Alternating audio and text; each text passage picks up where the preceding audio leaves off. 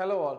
So already நம்ம part 1 video post பண்ணியிருந்தோம் 4th chapter that is moving charges and magnetism ஓட. இது part 2 ஃபுல்லா நியூமரிக்கல்ஸ் தான். ஸோ வீடியோ ஸ்கிப் பண்ணாம பாருங்க. ஒரு சில ப்ராப்ளம் ஈஸியாக இருந்தாலும் ஒரு சில ப்ராப்ளம் பியூட்டிஃபுல்லாக இருக்கும். ஃபர்ஸ்ட் ப்ராப்ளம் என்னன்னு பார்த்தீங்கன்னா charge off 2 micro coulomb charge பற்றி எதுவும் கொடுக்கல அப்படின்னா நம்ம ப்ளஸ் தான் எடுத்துக்கணும், மைனஸ்னா ஸ்பெசிஃபை பண்ணி கொடுத்துருப்பாங்க.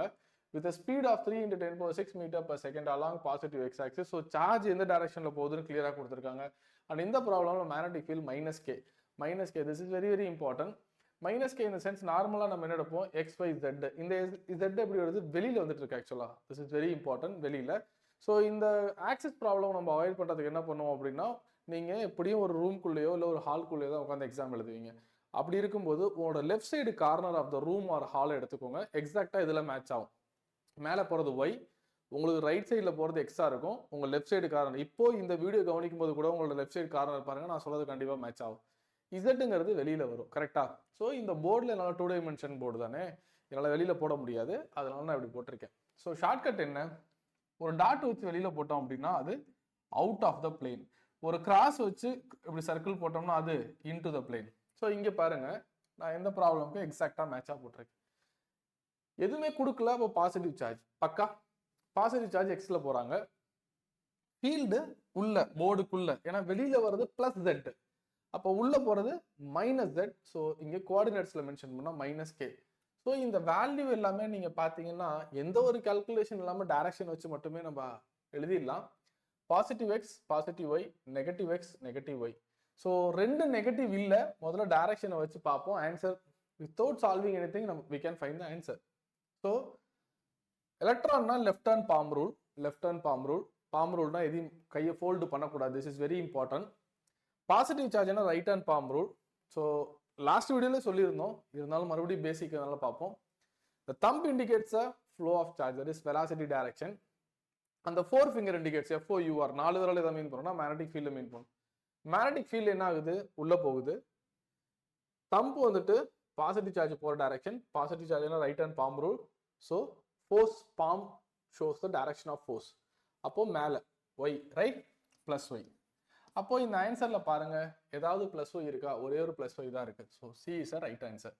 சரி சார், ஒருவேளை 2 +y இருந்தா அப்போ எங்களுக்கு மெத்தட் தெரியணும்ல, மேத்தமெட்டிக்கலா எப்படி டீல் பண்றதுன்னு பார்ப்போம். Lorentz force F is equal to Q V cross B, correct. Q of VI B -k. So இந்த மைனஸ் வெளியில் எடுத்துட்டோம். I cross K vector triangle படி I J K. I cross K anti clock வைஸ்ல இருந்தா answer என்ன, -j பக்கா. So already இங்க ஒரு மைனஸ் இருக்கு, ரிசல்டன்ட் ஒரு minus, minus plus, so answer +j. So value நீங்க அப்படியே எடுத்து போட்டுடலாம். Clear. So C is right option. So ஒரு ப்ராப்ளம் எடுக்கும்போது அதோட கனெக்டட் டாபிக்ஸ் நிறைய நம்ம ஒர்க் பண்ற மாதிரி இருக்கும். சில பசங்க எப்படி ஃபீல் பண்ணுவாங்கன்னா, சார் எனக்கு ஃபார்முலா தெரியுது ஆனால் சம் போட முடியல அப்படிம்பாங்க. இந்த சம் போடுறதுக்கு நமக்கு வெக்டர் தேவை, பாம் ரூல் தேவை, ஆக்சஸ்ல ரொம்ப ஸ்ட்ராங்கா இருக்கணும். Clear? Yes. Next problem. A current flows in a conductor from east to west. The direction of the magnetic field at a point above the conductor அப்படின்னு கேட்டிருக்காங்க. ஸோ நார்மலாக நம்ம இந்த மாதிரி நார்த் போல் சவுத் போல் வரையும் போது இந்த மாதிரி 2Dல வரைகிறத விட இந்த ப்ராப்ளமும் 2D தான் வரையணும். ஆனால் மேக்சிமம் நம்ம இந்த நார்த் போல இன்டு த பிளேன், சவுத் போல போர்டுக்கு வெளியில ஈஸ்ட் வெஸ்ட் அப்படின்னு எடுத்தோம்னா இன்னும் கிளாரிட்டியா இருக்கும். இந்த ப்ராப்ளமும் நீங்க நம்ம நார்மலா எப்படியே வரைஞ்சிக்கலாம். So direction of the magnetic field above the conductor எங்க இருக்கும் அப்படின்னு கேட்டிருக்காங்க. என்ன டைரக்ஷன்ல போகும், கண்டக்டருக்கு மேல எப்படி இருக்கும்னு கேட்டிருக்காங்க. ஸோ ஈஸ்ட் வெஸ்ட் போகுது, நம்ம இதை ரைட் ஹேண்ட் தம்ப் ரூல் வச்சு தான் பார்க்கணும். ஸோ கரண்ட் போகிற டைரக்ஷன்ல தம்பு பிளேஸ் பண்ணிட்டேன். பக்கா பாசிட்டிவ் சார்ஜ் அதே டைரக்ஷன் தான் போகும். ஸோ இப்போ பார்க்குறேன், என்னோட கேர்ள் ஃபிங்கர் இப்படி தானே வளையும், கரெக்டா. என்னோட கேர்ள் ஃபிங்கர் இப்படி வளையும். அவங்க போர்டு கேட்கல, ஸோ மேலே போகிறது கேட்குறாங்க. அபோவ் த கண்டக்டர் எப்படி இருக்கும்னு கேட்டிருக்காங்க. Direction of the magnetic field எங்கே இருக்கும் அப்படின்னா நார்த் போல்ல இருக்கும், அவ்வளோதான். So towards north is right answer. Below the conductor எப்படி இருக்கும், பிலோ த கண்டக்டர் கொஸ்டின் அப்படியே மாறி இருந்தா பிலோ த கண்டக்டர் பாருங்க, மேக்னெட்டிக் ஃபீல்ட் எப்படி போகும், கீழே, அப்போ டுவர்ட்ஸ் சவுத். ஸோ இந்த ப்ராப்ளம்ல அபோவ் த கண்டக்டர்னு அவங்க மென்ஷன் பண்ணதுனால டுவர்ட்ஸ் த நார்த், ஒருவேளை பிலோ த கண்டக்டர் இருந்தா அது towards south. Clear? Yes. Next problem. அடுத்தது, consider 2 parallel conductors A and B separated by distance x carrying individual current IA and IB. So இதை எக்ஸ்னு எடுத்திருக்காங்க, NCERT புக்ல டின்னு எடுத்திருப்பாங்க. இதெல்லாம் ரொம்ப ஈஸியான ப்ராப்ளம் தான், ஓப்பன் கொஸ்டின் சொல்ல போனா. If the two conductors attract each other, it indicates. So parallel current attract each other anti parallel current repel each other அப்படிங்கிறது concept. Parallel current attract each other, anti parallel current repel each other. It obeys Newton's third law, அதுவும் ரொம்ப ரொம்ப important. F12 இந்த டைரக்ஷன்னா அதே மேக்னிடியூட்ல F21 ஆப்போசிட்ல போகும், அதனால இங்க ஒரு மைனஸ் போட்டிருக்கோம். So correct answer is 2 currents are parallel in direction. Clear? Yes. Then இந்த கொஸ்டின் கொஞ்சம் ஒரு கியூட்டான ப்ராப்ளம் அப்படின்னு சொல்லலாம். The Earth's magnetic induction at a certain point is 7 × 10⁻⁻5 Weber per meter square.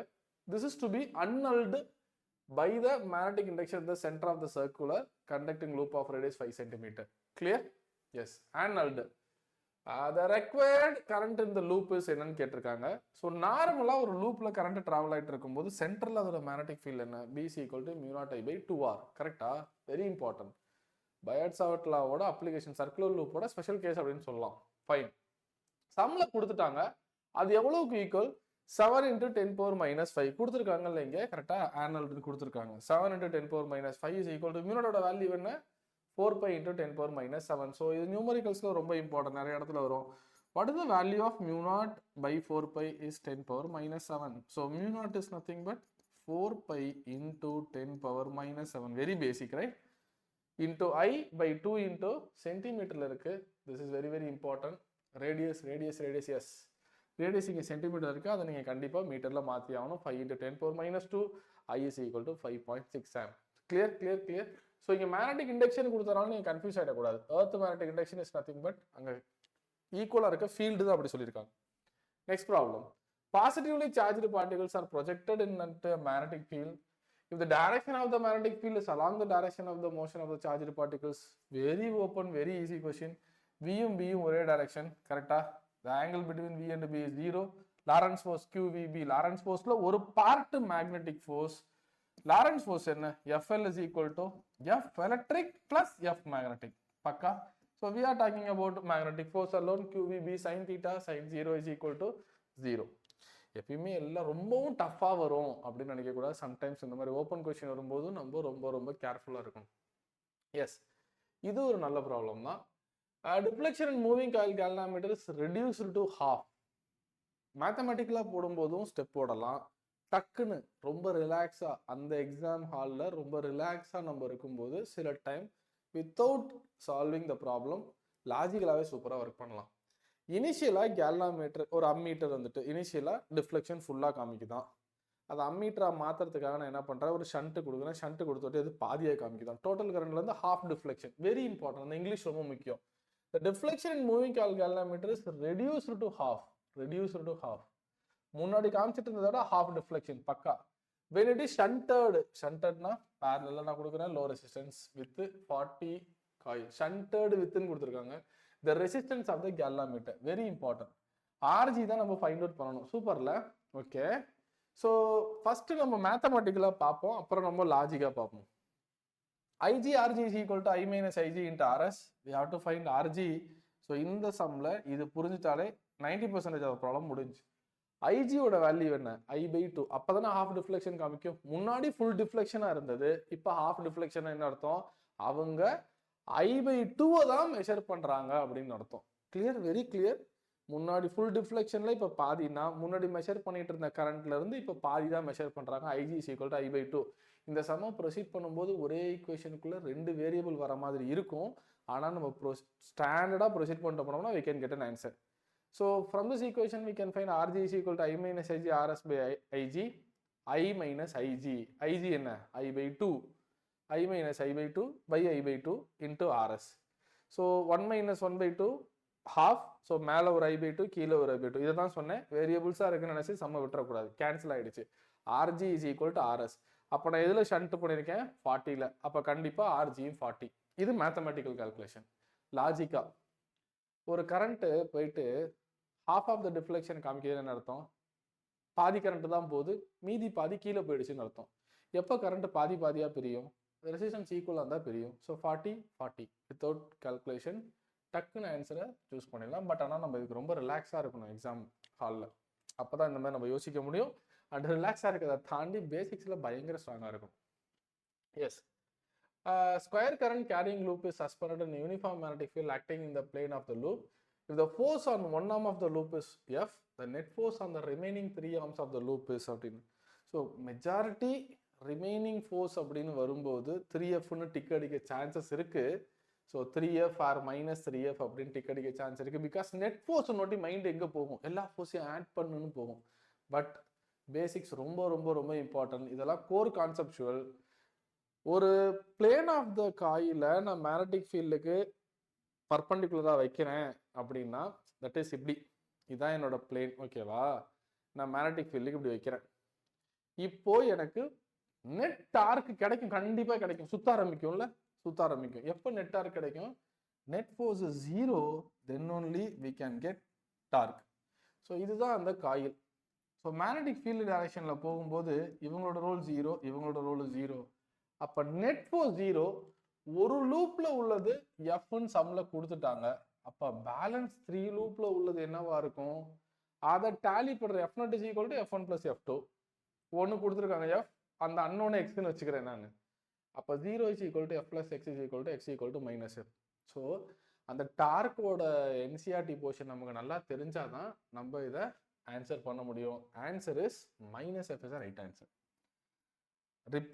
Repeat பண்றேன், நெட் ஃபோர்ஸ் 0வா இருந்தா மட்டும்தான் டார்க் நமக்கு எக்ஸிஸ்ட் ஆகும். Next question. Yes, a solenoid of 1.5 meter length and 4 centimeter diameter has 10 turns per centimeter. So இதெல்லாம் எல்லா டேட்டாவும் நம்ம எல்லா டைமும் யூஸ் பண்ணணும்னு நினைக்கக்கூடாது. அது ரொம்ப ரொம்ப முக்கியம். லென்த்து கொடுத்துருக்காங்க, ஆமாம் டயமீட்டர் கொடுத்துருக்காங்க, ரேடியஸ் கொடுத்துருக்காங்க, அப்படிலாம் யூஸ் பண்ணணும்னு நினைக்கக்கூடாது. அப்படி யூஸ் பண்ணும்போது நீங்கள் தப்பான ஃபார்முலா பிக் பண்ண சான்ஸ் இருக்குது. என்ன கேட்டிருக்காங்கன்னு பார்ப்போம். A current of 5 ampere is flowing through it. The magnetic field induction at axis inside the solenoid. Very simple. ஒரு solenoid எடுத்துக்கிறீங்க, அதில் inside the solenoid magnetic field is very important. Inside the solenoid magnetic field is constant, uniform. Line இப்படி தானே இருக்கும், பக்கா இப்படி தான் இருக்கும், யூனிஃபார்ம். ஓகே, அதோட ஃபார்முலா என்ன, பிசி ஈக்குவல் டு இங்கே எழுதியிருக்கேன் பாருங்க, μ0 n. அங்கே ஸ்மால் என்னங்கிறது தான் ரொம்ப ரொம்ப ரொம்ப ரொம்ப இம்பார்ட்டன்ட். ஸ்மால் என்ன, capital N/L. Capital N/L. Capital என்ன, நம்பர் ஆஃப் டர்ன்ஸ் அலோன். நான் அலோன்கிற வார்த்தை தான் யூஸ் பண்ணுவேன். வெறும் 200 டர்ன்ஸ், அவ்வளோதான். இவ்வளோ லென்த்தில் இவ்வளோ டர்ன்ஸ்ன்னு கொடுத்தா small n. Clear? n is equal to N/L. Okay, இது ஒரு மேத்தமெட்டிக்கல்ல இந்த இடத்துல நம்ம ட்ராப்ல மாட்டிக்க கூடாது.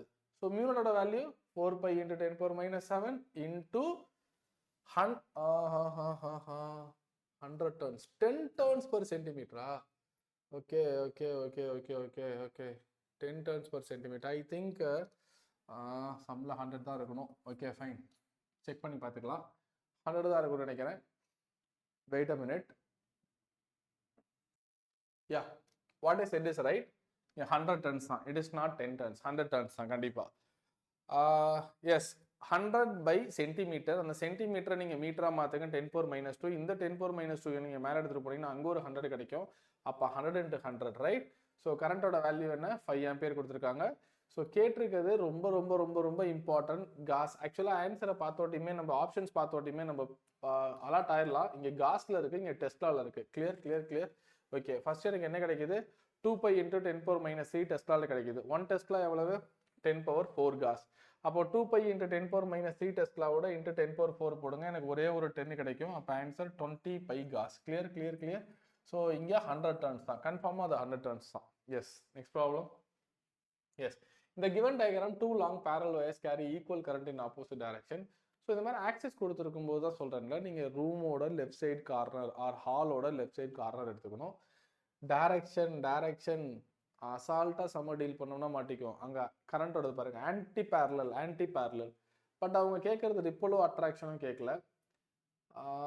Positive Z axis comes normally out of the plane of the paper. Okay, சூப்பர்ல. இந்த பாசிட்டிவ் Z axis வந்து பேப்பரை விட்டு வெளியில் வந்துட்டு இருக்கு அப்படின்னு கிளியராக கொடுத்துட்டாங்க. ஸோ நான் சொன்னேன்ல கொஞ்சம் நேரத்துக்கு முன்னாடி, இது Y, இது X, இது Zன்னு சொன்னேன்ல, அது மாதிரி. தென் மேக்னெட்டிக் ஃபீல்ட் அட் B என்னன்னு கேட்குறாங்க. ஸோ ரொம்ப ரொம்ப ரொம்ப ரொம்ப சிம்பிள். இதை தம்பு வைக்கிறேன் இன்டு த பிளேன், இங்கேயும் தம்பு வைக்கிறேன் இன்டு த பிளேன். அப்போ ரெண்டும் சேர்ந்து into the plane. Into the பிளேன்னா யாரு, -Z. கரெக்டா? இன்டு த பிளேன்னா -Z. இங்கே magnetic field at BO non zero along அப்படின்னு கொடுத்துருக்காங்க. ஸோ இன்டு த பிளேன் தான் வரும். என்னென்னு கொடுத்துருப்போம், இது X, Z, Y. Okay okay, yeah 100% it is minus z axis only. நீங்கள் செக் பண்ணி கூட பார்த்துக்கலாம். So it is not z axis, it's an error in option. It is minus z axis. So object கண்டிப்பாக magnetic field கண்டிப்பாக into the பிளேனில் போகுது. So the right answer is minus z axis. Clear. எக்ஸும் கிடையாது, ஒய்யும் கிடையாது, minus z. 100% sure. Thank you, keep on வாட்சிங். So இந்த வீடியோஸ் உங்களுக்கு ஹெல்ப்ஃபுல்லாக இருந்தது அப்படின்னா கமெண்ட் செக்ஷனில் கமெண்ட் போடுங்க, சப்ஸ்கிரைப் பண்ணுங்கள். Thank you all.